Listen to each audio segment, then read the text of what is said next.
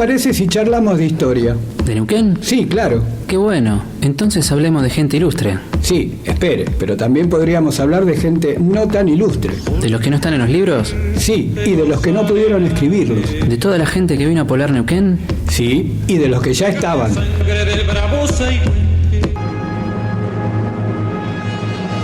Oiga, tenemos que volver al año 1916 y evitar la fuga de presos y la tragedia de Zainuco. Espere, pero entonces no podríamos hablar más de ese tema. Tiene razón. ¿Cuándo es el programa? Todos los jueves de 18 a 19 horas. Espere, nos olvidamos de decir el nombre del programa. Esa es otra historia. Por el 87.9, la radio pública de Plotier.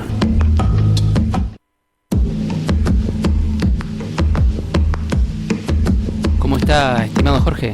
Muy bien, Rodrigo, acá preparado para una nueva jornada radial con muchos bríos y mate.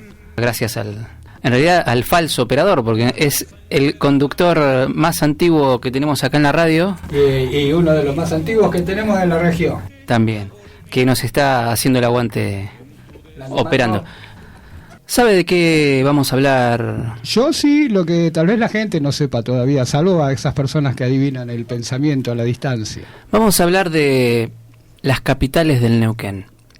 Usted sabe, como foráneo, como un no nacido y criado, que lo primero que escucha uno cuando llega acá a la zona es la primer capital del Neuquén fue Chosmalal. Sí, eso es verdad, y también a esta altura y gracias a este programa y en gran medida a usted, amigo Rodrigo, también sé que no es así. Sí, no es tan así. La podemos considerar la primera capital seriamente, pero antes de Neuquén capital, tema del cual ya hemos hablado de nuestro amigo Buqué Roldán, tratando de desacreditar esa versión de que se sentó en la barda y tuvo una visión inspiradora y dijo: acá se va a fundar la nueva capital, se va a llamar Neuquén y va a ser una de las más bla bla bla. Eso está escrito en el libro de recuerdos territorianos de don Ángel Edelman. Como no ponerle un poco de mitología, a lo mejor se pasó un poco de épica. Fue un negocio excelente. En realidad no vamos a hablar de Neuquén capital, vamos a hablar de las capitales anteriores. Si contamos al actual Neuquén capital, podríamos decir que entre las que fueron y las posibles sumamos 5 capitales. Que no es poco para 100 y pico de años de existencia. La historia arranca con don Manuel Olascuaga, el coronel Olascuaga, del cual ya hemos hablado tanto que prácticamente un amigo de la casa. Es amigo de la casa. Hemos hablado generosamente y bastante bien porque en cierta forma tenemos una cierta admiración, más allá, por supuesto, de que algunos pueden cuestionar su participación en la campaña del desierto. Bueno, ¿qué otra cosa iba a hacer? Era militar. Y alguno que conozca un poco más podrá decir: bueno, pero también participó en Chile de la campaña de la pacificación, que fue el equivalente a la campaña del desierto. Es uno de los pocos militares que participó en las dos campañas para desalojar a las campañas de los eufemismos, también le podríamos llamar. Claro, exacto. A este hombre que también poca gente lo sabe, que está en el billete de 100 pesos ahí. Roca mandó a hacer un cuadro conmemorando justamente la campaña y se le encargó a un pintor uruguayo. Y Roca le decía: no, mira, este va, este no va. Entonces, prácticamente que Roca escribió la historia diciendo quiénes tenían que ir en ese cuadro, que en realidad fue la base del billete de 100 pesos. Ahí tenemos personajes muy conocidos, obviamente de esa época, y que participaron en la campaña: Lorenzo Winter, Fotheringham, Conrado Villegas, Godoy, todos los que habitualmente leemos en los carteles de las calles de Neuquén capital y de toda la provincia también. Pero bueno, volviendo al tema de las capitales, usted sabe que don Manuel Olascuaga, a quien Mario Raone le llamaba el gobernador viajero, pero en realidad no es gobernador viajero por toda la gesta del traslado de la capital, que es lo que vamos a narrar ahora. Era un viajero constante, era una de esas personas que no podían estarse quietas en un solo lugar. De hecho, eligió justamente el ejército como forma de salir de Mendoza, de conocer el mundo. La única manera de conocer el mundo en esa época era hacer carrera en el ejército. Si no, quedaba uno relegado a su vida de pueblo provinciano. Era difícil.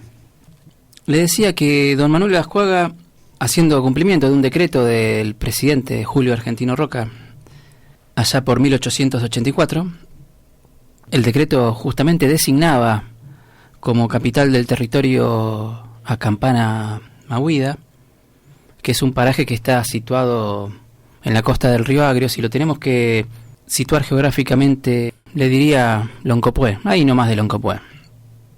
Es más, Campana Mahuida, si mal no recuerdo, está la comunidad mapuche Mellao Morales, están algunas muy cercanas. Me acuerdo porque era una de las que ha luchado mucho contra el tema de la minería a cielo abierto.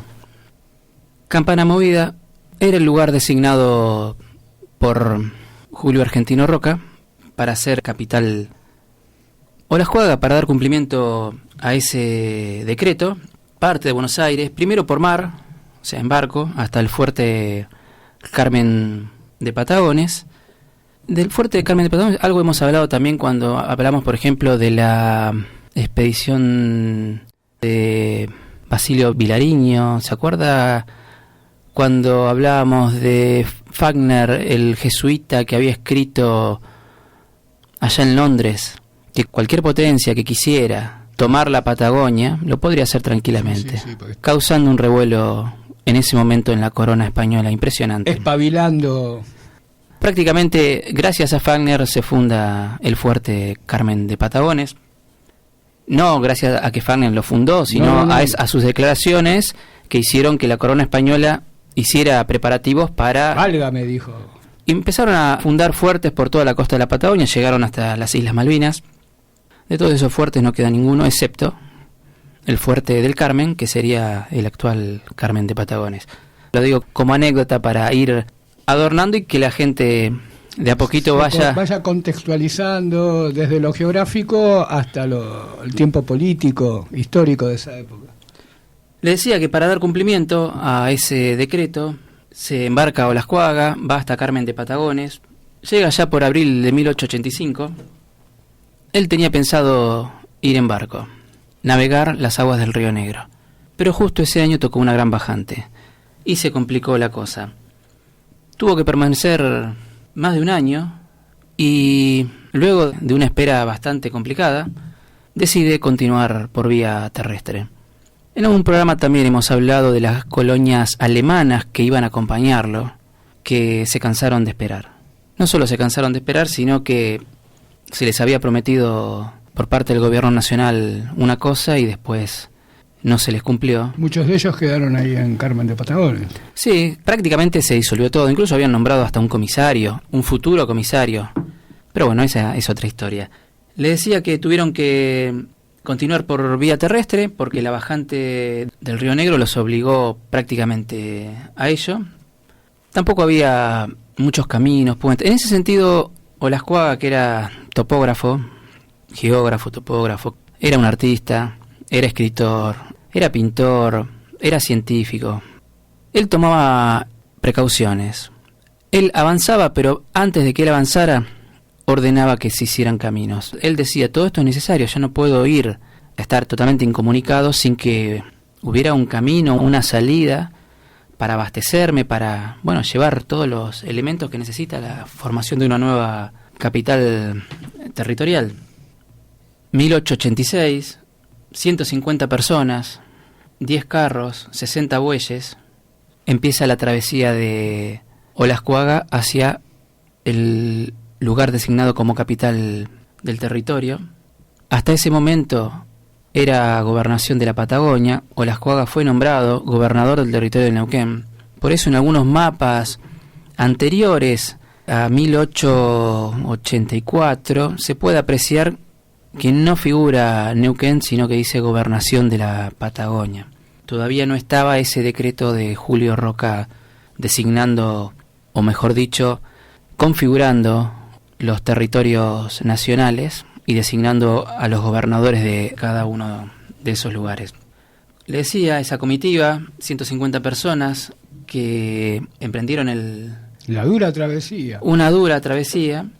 Esas rutas, ¿sabemos si son, digamos, las que con el tiempo se han ido transformando, por ejemplo, en el caso de Llegando al Valle, en la Ruta 22, o serían alternativas, o tenemos idea de eso? Los partes de Olascuaga dicen que iba bordeando el Río Negro. Ahora, si lo iba bordeando a 10 metros o a 20 kilómetros, eso... Pero digamos, metros más, metros menos, más o menos el recorrido, sobre todo en la parte del valle, sería lo que hoy es la Ruta 22. No se olvide, el ferrocarril, la primera traza del ferrocarril iba muy pegada al río, justamente por el desconocimiento geográfico y topográfico de la zona.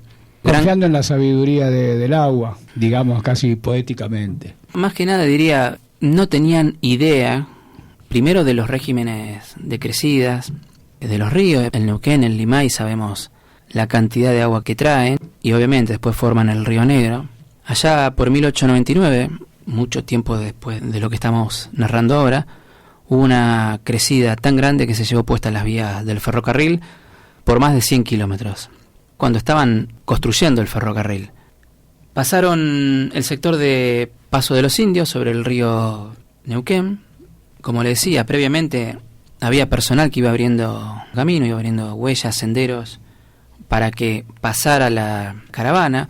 En realidad no es que era condición indispensable, como le decía, abrir el camino para que pasaran las carretas con los bueyes, sino que Olascuaga quería tener ya rutas en el territorio en el cual él iba a gobernar.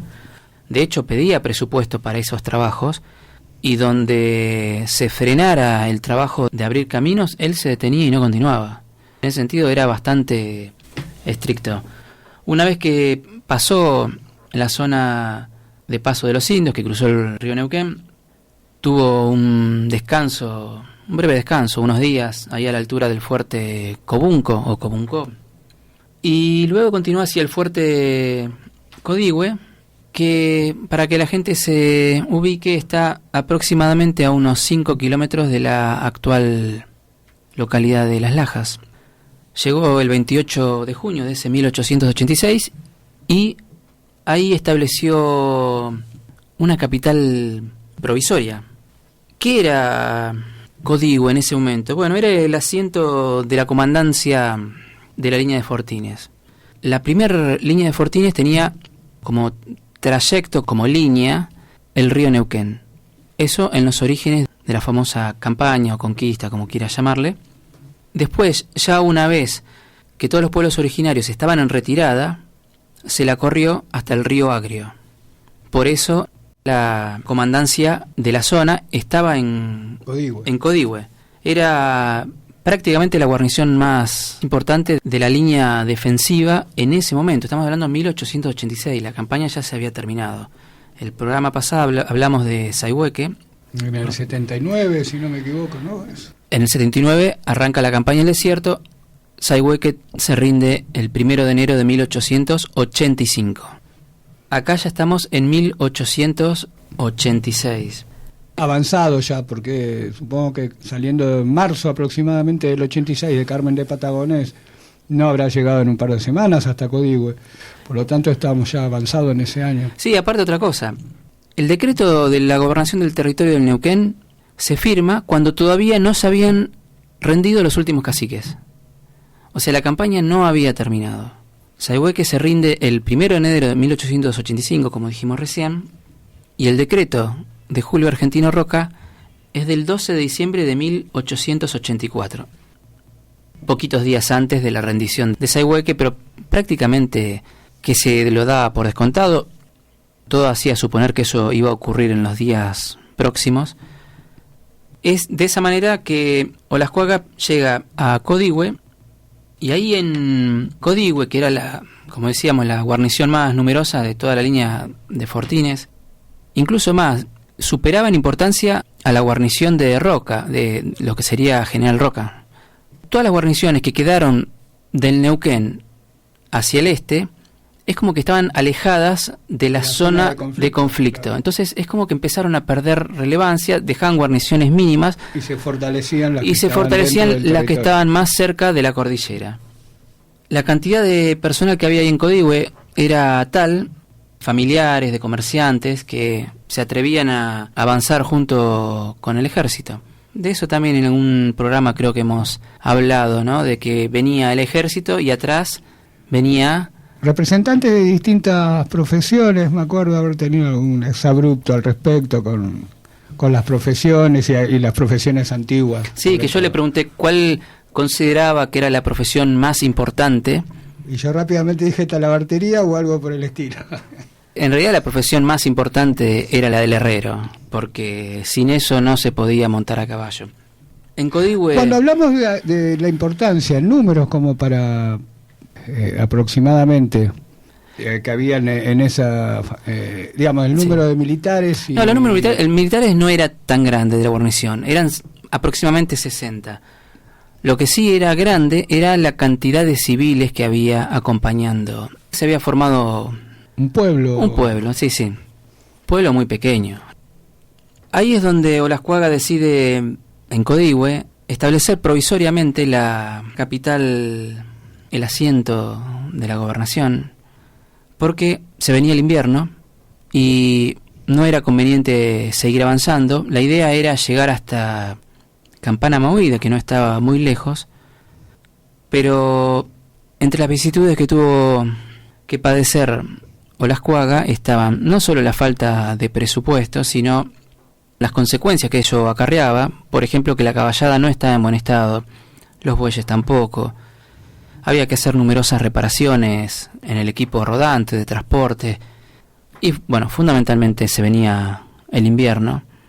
Que a pesar de ser poca, menor la distancia, el terreno presenta complicaciones más importantes que las que habían atravesado hasta el momento.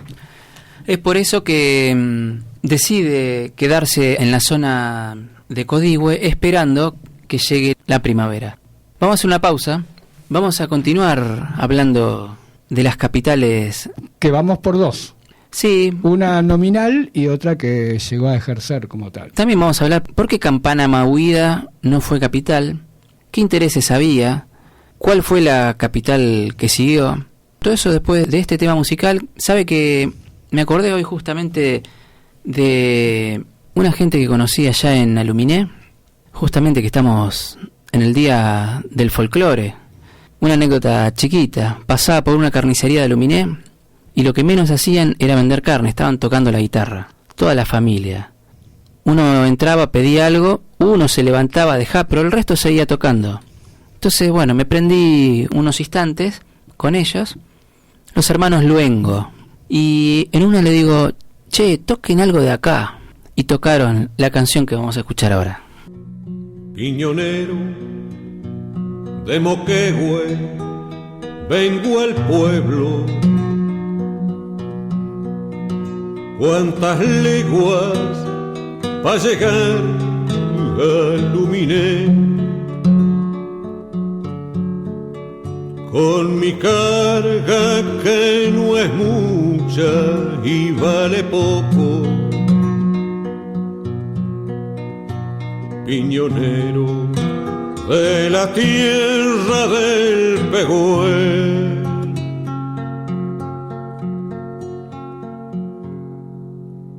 en Chiguada mi carguera, cerro abajo, yo en hojotas, tranco a tranco y a la par, por tabaco, yerba, sal y alguna pilcha, por seguir gastando vida o por durar. Piñón, fruto de otoño,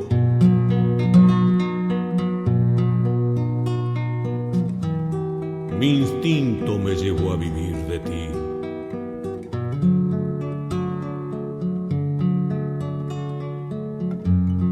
volviendo con tu sueño de madera.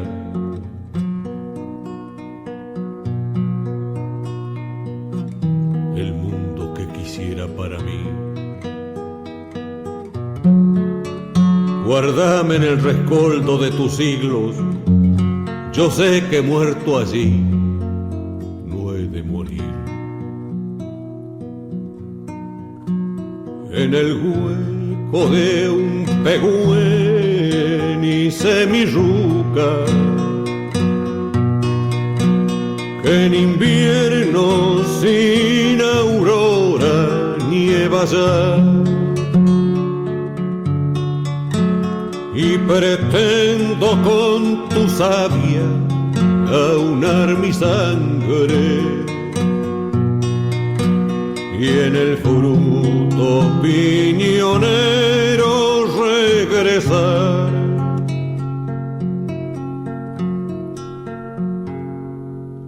Cuando el lago no me vea por la senda, cuando nunca más me llegue a Luminé, yo estaré cerca de Dios y en el follaje por el vientre de mi ruca volveré. Piñonero,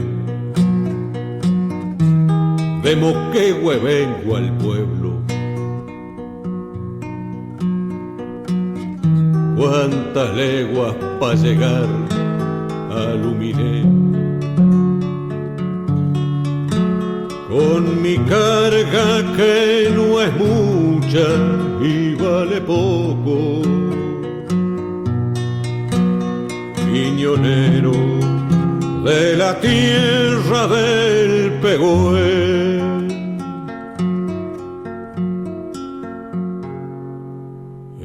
Entiguada mi carguera cerro abajo, yo en hojotas tranco a tranco y a la par. Por tabaco, yerba, sal y alguna pilcha, por seguir gastando vida o por durar, por seguir gastando vida o por durar.